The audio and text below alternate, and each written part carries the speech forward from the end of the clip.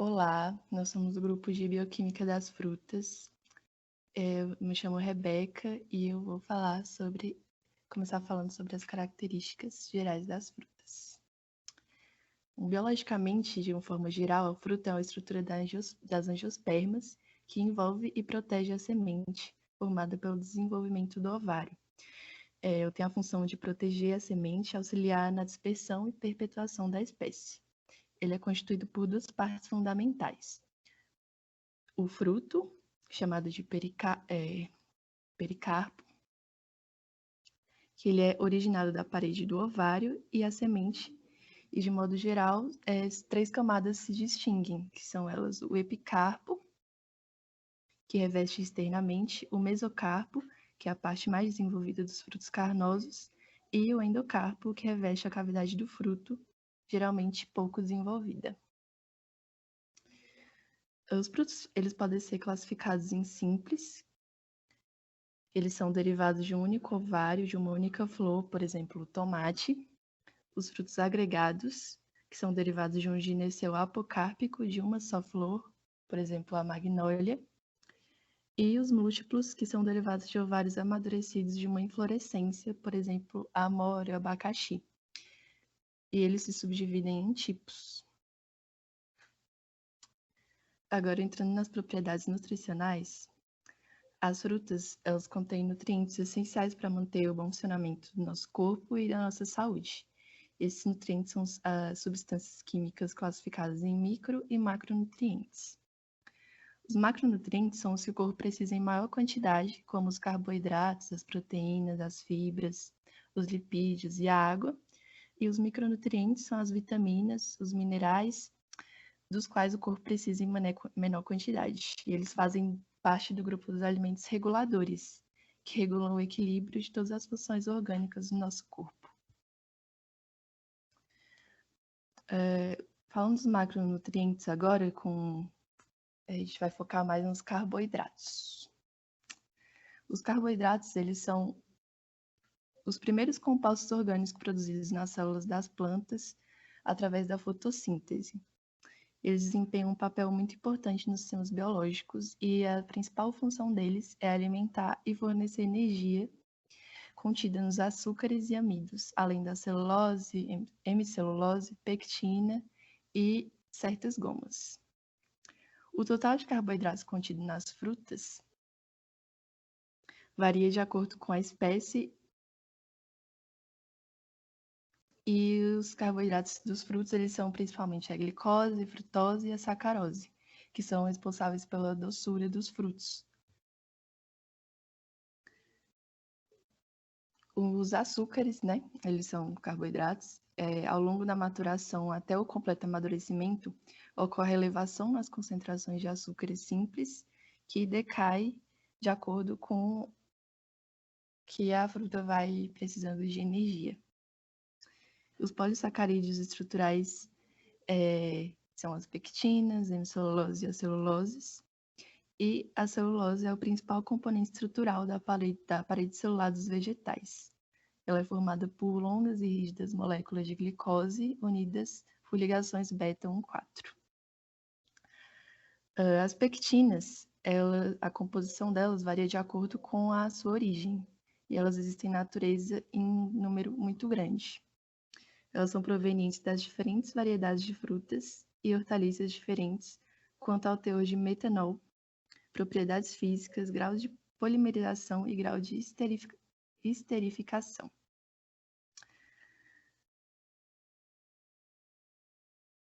Agora entrando aqui nos micronutrientes, falando das vitaminas, elas são catalisadores metabólicos que regulam reações químicas dentro do nosso corpo. Existem 13 vitaminas que são classificadas em dois grupos: as solúveis em água, como a vitamina C e as do complexo B, que se perdem facilmente durante o cozimento e não são armazenadas pelo organismo. E as solúveis em gordura, que são a vitamina A, E, D e K. Elas são armazenadas durante algumas semanas pelo fígado. E a maioria delas são substâncias químicas que o corpo não fabrica. Por isso a gente tem que obter através da alimentação. As vitaminas, elas não são uma fonte de energia, mas elas são importantes no processo de transformação dos alimentos em energia. Entrando aqui agora na vitamina C, dando mais enfoque nela, a vitamina C, ela age como antisséptico, então ela protege os tecidos, as juntas, os ligamentos contra inflamações. Ela tem atuação nos processos de respiração celular, na atividade das enzimas, na estimulação dos centros formadores dos glóbulos sanguíneos, no mecanismo de coagulação, na absorção do ferro, na fagocitose, na defesa do organismo, né? Ela é muito importante para a nossa imunidade, ela também age como antisséptico e em vários outros processos do nosso corpo. A vitamina C, quando ela está presente em quantidades adequadas, ela evita e cura o escorbuto, que é a tendência a hemorragias, e ela mantém a energia dos vasos capilares, promove a cicatrização dos ferimentos, protege o corpo contra doenças e enfraquecimento geral, né? Como eu disse, imunidade, antisséptico e tal. E quando o corpo, o nosso organismo, ele está carente de vitamina C, há um enfraquecimento. Então, a gente perde a capacidade física e psíquica, leva também à predisposição a outros distúrbios fisiológicos, a aparecimento de doenças. E no caso de deficiência prolongada de vitamina C no organismo, pode ocorrer sangramento das gengivas, dentes frouxos, e até o escorbuto mesmo, né? Que é a tendência a hemorragias. As frutas que mais contêm vitamina C, algumas delas, no caso, são acerola, laranja, limão, goiaba, mamão, caju, abacaxi também, maracujá, e por aí vai. O suco de frutas consumido também ele é muito importante porque ele é uma fonte de vitamina C e o hábito de tomar o suco oferece todos os componentes de vitamina existentes nas frutas. Agora falando da água. A água ela é o componente majoritário na maioria das frutas e hortaliças. Ela representa cerca de 80 a 95% da composição das frutas.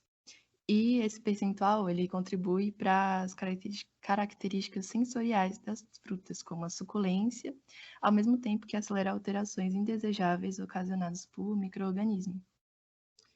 Sendo que isso é um dos principais motivos para a autoperecibilidade das frutas.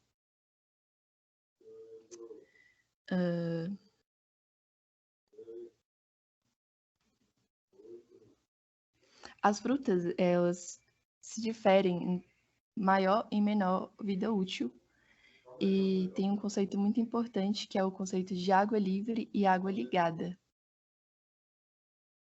A água livre, ela praticamente não se liga aos componentes do alimento, então ela fica disponível para outras reações e o crescimento de micro-organismos. Já a água ligada, ela se combina com outros componentes, podendo estar fracamente ligada ou fortemente ligada. E também ela pode fazer parte de outros nutrientes, outros compostos. Essa água ligada, ela fica indisponível para as outras reações e o crescimento de micro-organismos. E por conta dessa água ligada, né, para a gente determinar a quantidade total de água presente no fruto, tem um termo que se chama atividade de água, que ele é definido por P sobre P0, onde P é a pressão de vapor parcial na amostra e P0 é a pressão de vapor da água pura nas mesmas condições de temperatura. A atividade da água, esse resultado ele vai dar um valor entre 0 e 1, e a maioria das frutas ela apresenta essa atividade próxima a 0,9. Então, isso quer dizer que esses frutos, eles são muito perecíveis. Quanto maior o valor, mais perecível é.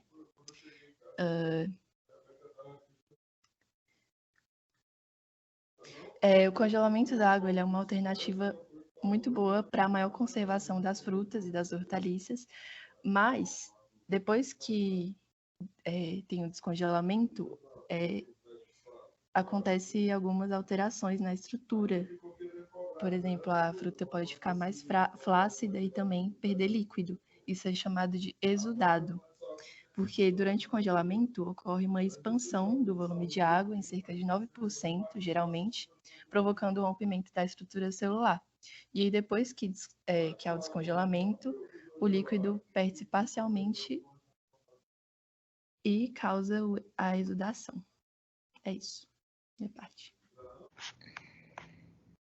Então, aqui eu vou dar só um breve conceito sobre fotossíntese, que já foi apresentado nas aulas.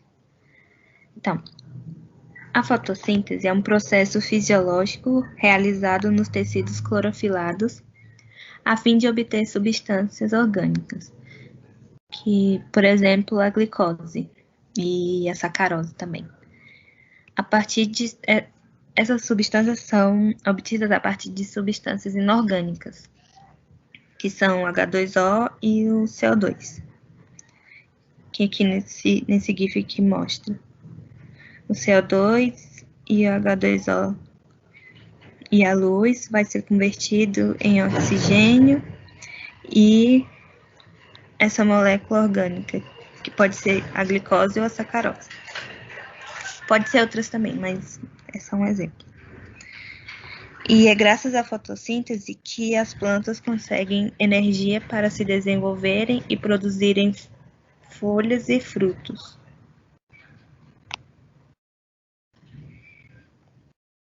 Olha, tinha alguém me ligando. Uma parte dessa energia resultante, ela pode ser armazenada como glicose. E essa energia essa energia armazenada, ela vai ser transformada em ATP por meio da respiração celular. O processo respiratório ocorre no citoplasma e na mitocôndria, utilizando O2 atmosférico no metabolismo de ATP, produzindo também H2O e CO2. E esse processo respiratório, ele é inverso à fotossíntese, que aqui no caso a fotossíntese ela converte o CO2 e H2O na molécula orgânica e oxigênio, e na respiração ela converte a molécula orgânica, o oxigênio, em CO2 e H2O. Nos tecidos não clorofilados, onde não ocorre fotossíntese, que são raízes, nas raízes, nos caules, nas flores e nos frutos, a respiração é a única forma de obtenção de energia. Aí essa aqui, ela é a equação simplificada da respiração, usando a sacarose e oxigênio, produzindo CO2 e H2O. Aí essa aqui é a equação separada da oxidação da sacarose e a redução do oxigênio. Aí nesse esquema ele mostra as rotas que vão participar das biossíntese, nas biossíntese das plantas, que é a glicólise, a rota oxidativa das pentoses fosfato, e o ciclo de Krebs, eles contribuem com precursores para várias rotas biosintéticas das plantas. Aí, essa liberação de energia dessas rotas aqui, juntamente com a síntese de ATP, é a principal função do metabolismo respiratório, mas não é a única. Essa grande quantidade de energia ela é mobilizada em uma série de reações que podem ser agrupadas em 4 processos principais, que não funcionam isoladamente e que trocam metabólitos em vários níveis. Então, essas rotas, eu vou falar sobre cada uma dessas rotas que estão envolvidas aqui na respiração celular. A glicólise ela é uma delas. Ela tá aqui, que ela ocorre no citosol. Que vai ser um açúcar, ele é parcialmente oxidado via açúcares fosfato, que aqui no caso é a hexose fosfato e a triose fosfato, para produzir um ácido orgânico, que pode ser o piruvato. E esse processo ele rende uma pequena quantidade de ATP e formará um NADH redutor. Tá aqui, ele converte um açúcar, que pode ser a sacarose, aí ele vai converter em um hexose fosfato, depois em um triose fosfato, e vai produzir um ácido orgânico que pode ser piruvato. Aí aqui na rota oxidativa das pentoses, fosfato, a glicose 6-fosfato, que aqui que é a hexose, ela é oxidada a uma pentose fosfato, que pode ser a ribose 5-fosfato, com 5 carbonos. E o carbono ele é perdido como um CO2, e o poder redutor é conservado ao NADPH. Nas reações subsequentes, a ribose 5-fosfato é convertida em açúcares de 3 a 7 carbonos. E aqui no ciclo de Krebs, que ocorre na mitocôndria, o piruvato, que foi formado aqui na glicólise, ele é oxidado a CO2. E nesse processo é gerado a maior parte do poder redutor, que no caso vai ser o NADH e o FADH2. A fosforilação oxidativa, os elétrons são transferidos pela cadeia de transporte de elétrons. Esse sistema transfere elétrons do NADH, que foram produzidos pela glicólise, rota oxidativa das pentoses fosfato e ciclo de Krebs, vai transferir esses elétrons para o oxigênio, gerando uma grande quantidade de energia livre, onde boa parte é conservada por meio da síntese de ATP a partir de ADP e fosfato inorgânico, que é catalisada pela ATP sintase.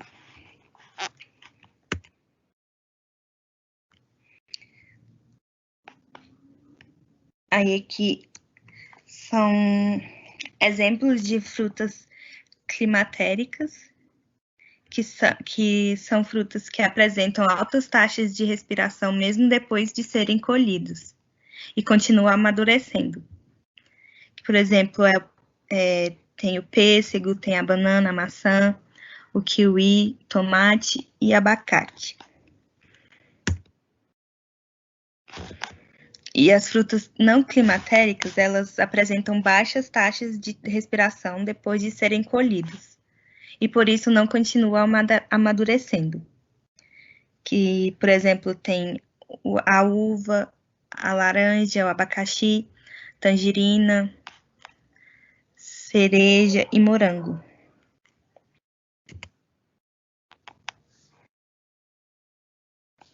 Aí aqui sobre os hormônios vegetais, eu vou falar principalmente do etileno. Os hormônios vegetais, eles são mensageiros químicos que promovem o desenvolvimento dos órgãos vegetais.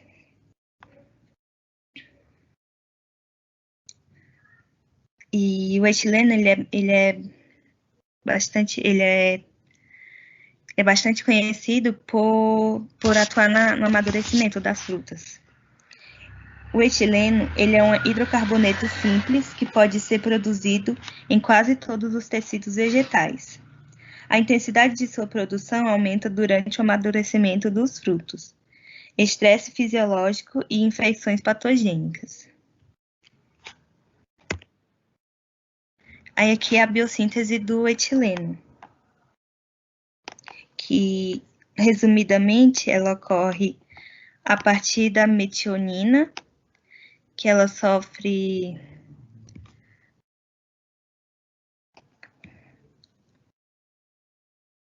Ai, cadê? Aí tá aqui a seta. Ela sofre a ação da adometicintase, que vai produzir o S-adenosilmetionina. E esse S-adenosilmetionina, que é o adomete, vai sofrer a ação da ACC-sintase, que vai formar o ácido 1-aminociclopropano 1-carboxílico, que é o ACC. E o ACC vai sofrer a ação da ACC-oxidase, formando o etileno.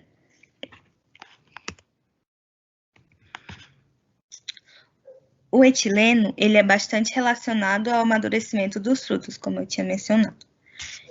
O etileno, ele acelera o processo de amadurecimento.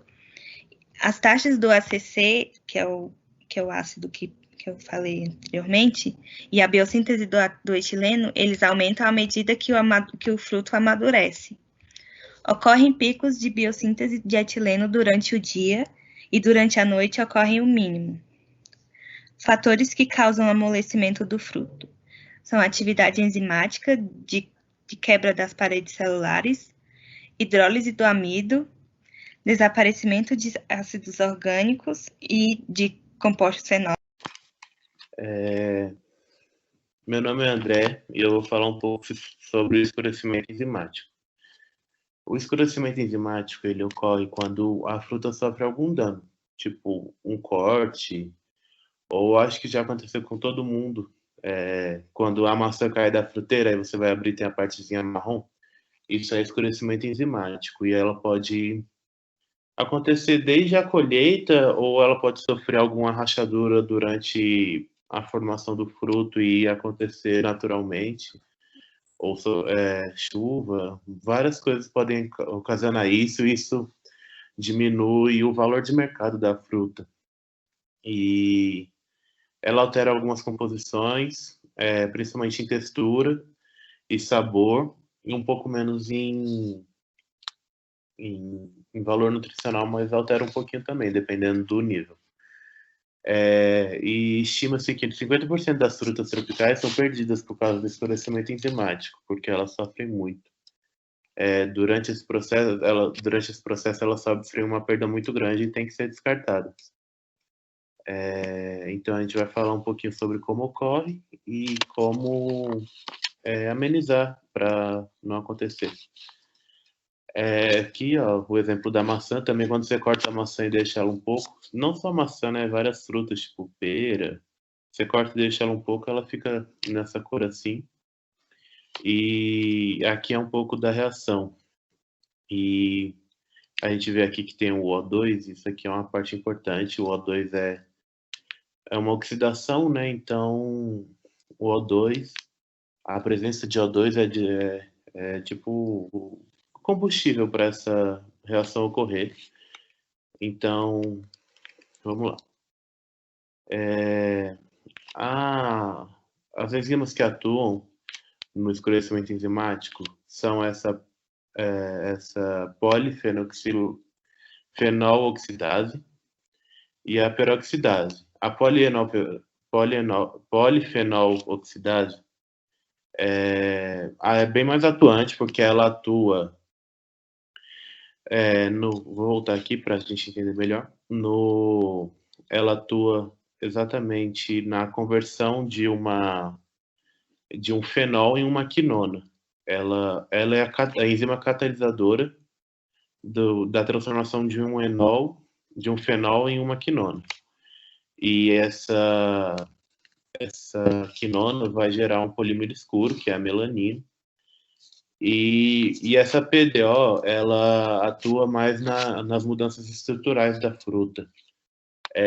Tipo, coisas como textura, o sabor ela altera e a composição nutricional das frutas. Então, basicamente, essa reação, quando acontece isso com a fruta, é porque um fenol está sendo transformado em uma quinona e isso gera a melanina. E como é uma enzima, alguma das formas de de evitar o escurecimento é fazendo com que essa enzima não tenha mais uma ação sobre o alimento. Então, se você alterar a temperatura, a enzima não vai ter uma ação. Se você alterar o pH, essa enzima também não tem ação, porque ela tem uma faixa de pH ideal. O uso de antioxidantes, como a vitamina C também, e o uso de agentes redutores, porque aí ele vai refazer a transformação da quinona em um fenol. E isso vai fazer com que a fruta meio que essa reação seja equilibrada. E o antioxidante, como o próprio nome diz, ele evita uma oxidação. Por isso que tem aquele truquezinho de culinária que quando você corta uma fruta bem antes, você espreme um limão, em parte e ela não escurece, e isso é tipo bem caseiro e não necessariamente funciona, não necessariamente tem 100% de eficácia, mas o limão atua um pouco na alteração do pH, que vai fazer com que a enzima não tenha um sítio de atuação. E um pouco a vitamina C presente no limão vai atuar como antioxidante. Isso evita com que a fruta realmente escureça. E não vai ter as alterações das propriedades que nem acontece no escurecimento enzimático. E também é importante lembrar que essas enzimas, elas são de extrema importância nas frutas. A peroxidase, por exemplo,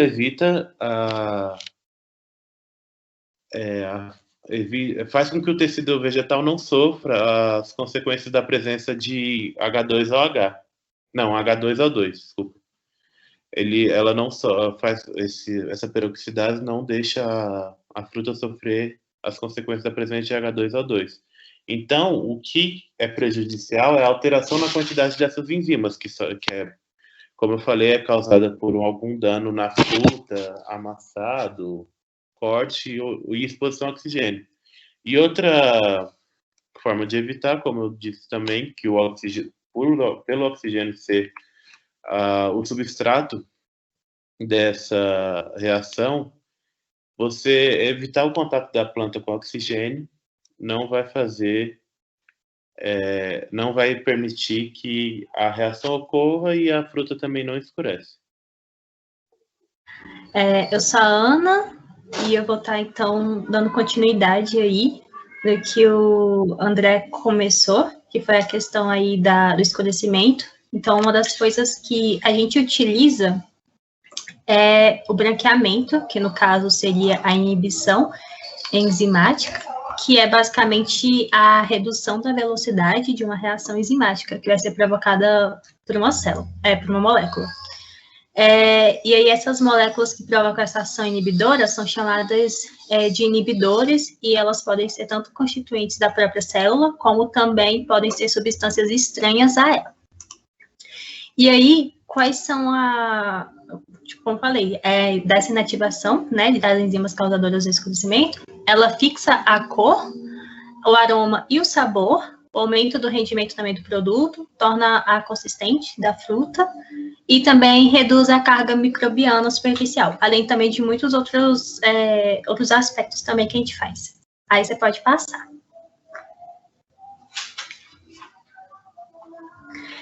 E aí, temos vários métodos de branqueamento.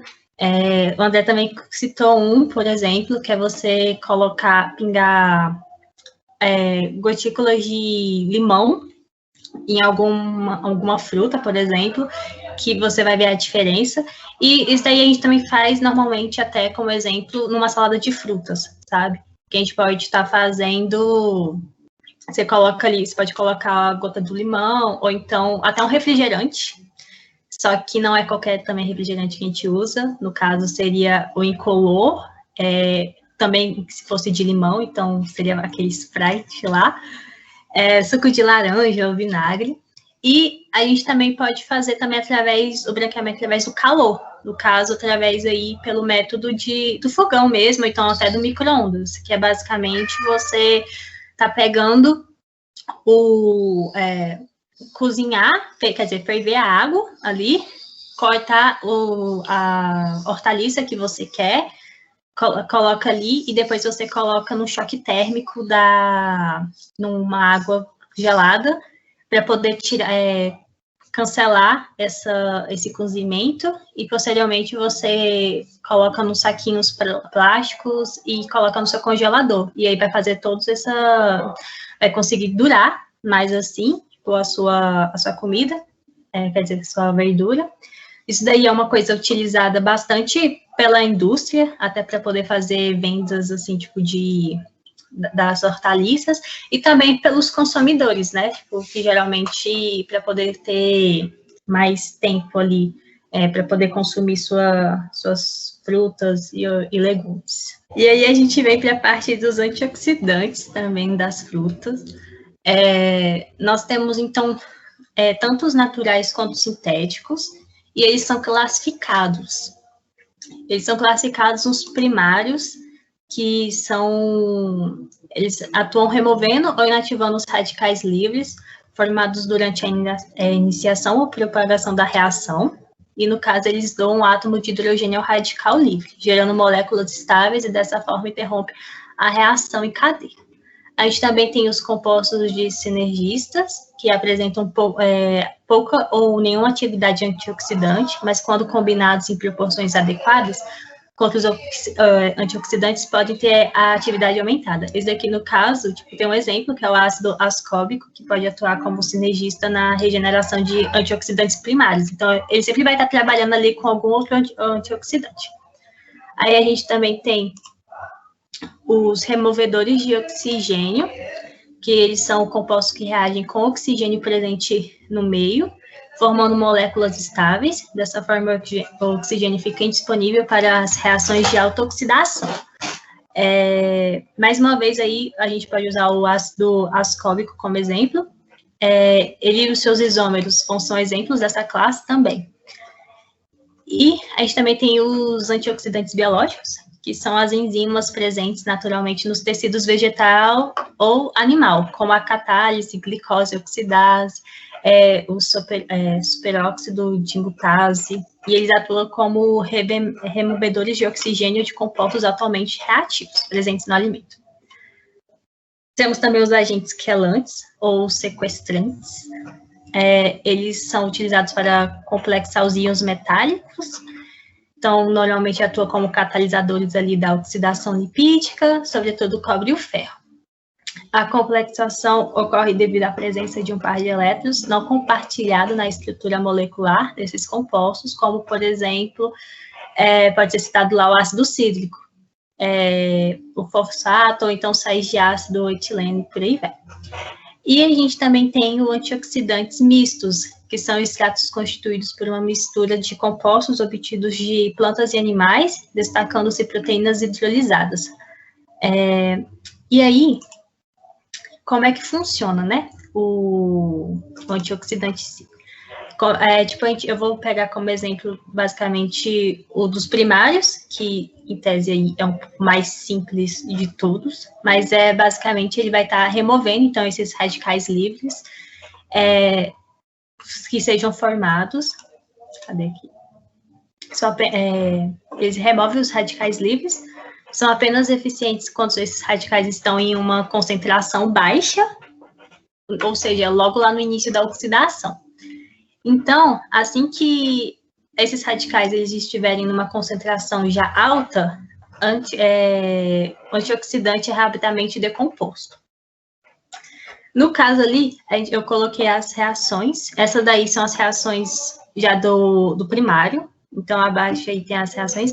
No caso, o HA mais o radical livre. Eu peguei o R, por exemplo, e aí ele vai fazer uma reação direta, vai puxar o R, o radical aí vai pegar esse hidrogênio para ele, enquanto o A que vai ficar aí vai ganhar a característicazinha ali do asterístico. E para serem efetivados, esses antioxidantes também têm que competir com seus substratos. São normalmente presentes em concentrações também bastante elevadas. E a sua eficiência depende da capacidade de doar hidrogênio para o radical livre, podendo ser prevista como a ajuda de potencial padrão de redução. Aí você pode passar. E aí nós temos alguns tipos de oxidantes. A gente tem os sintéticos, e aí temos aí os mais usados em indústrias, né? Que atualmente aí que são os mais usados aqui no Brasil. Então, a gente tem esse butil hidrohexianisol, então o BH, BHT e TBHQ, e os naturais, que são encontrados em origem vegetal, geralmente são os que são de origem vegetal, a gente encontra pelos polifenóis, né? Eles podem ser considerados aí como os grandes o principal grupos aí desses responsáveis. Mas também a gente pode encontrar também através de fermentação ou hidrólise enzimáticas, né? Na parte biológica. E voltando aí para essa parte da origem vegetal, existem vários tipos de classes, né, desses compostos, e eles são divididos em famílias. Então, nós temos aí os flavonoides, ácidos fenólicos, os lignanas e os estibenos, sendo que cada uma vai apresentar um efeito antioxidante diferenciado. E aí a distribuição e a quantidade desses compostos não ocorrem da mesma maneira nos vegetais. Então, isso que vai influenciar a capacidade antioxidante de cada um dos tipos de antioxidantes aí. E voltando para a parte da fermentação, da questão aí biológica, a gente, como eu falei, a gente tem das fermentações ou hidrólises enzimáticas, que recentemente alguns estudos mostram, né, a aplicação de outros compostos também, com capacidades antioxidantes. A gente encerra o nosso trabalho e obrigada.